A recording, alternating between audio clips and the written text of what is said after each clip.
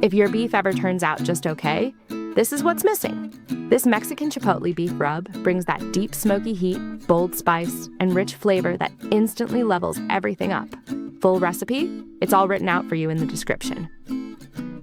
Let's build that bold flavor, starting with 1 tablespoon of chili powder and 2 teaspoons of chipotle powder for that smoky, spicy base. Then add 1 teaspoon of smoked paprika together with 1 teaspoon of brown sugar to balance heat with a touch of sweetness. Next, mix in 1 teaspoon of ground cumin along with 1 teaspoon of garlic powder for depth. Follow that with 1 teaspoon of onion powder and 1 teaspoon of dried oregano to round out the savory notes. Now add 1 teaspoon of salt together with half a teaspoon of ground black pepper to season everything. And finally, finish with half a teaspoon of ground coriander for a subtle citrusy warmth. Once everything is in, mix it thoroughly until the blend looks even and well combined.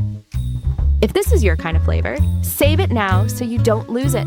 And while you're at it, hit like, pass it along to someone who takes their grilling seriously, and subscribe to SpiceRally for more blends like this. And just like that, your Mexican Chipotle Beef Rub is ready to go.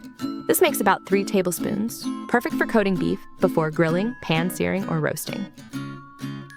Keep any extra in a sealed spice jar, tucked away from heat and light, and it'll stay bold and fragrant for up to 3 months, ready whenever you need it. Next time you're cooking beef, give this a try and see how much flavor you can pull out of one simple blend. Thanks for watching, and I'll catch you soon with another recipe that's worth trying.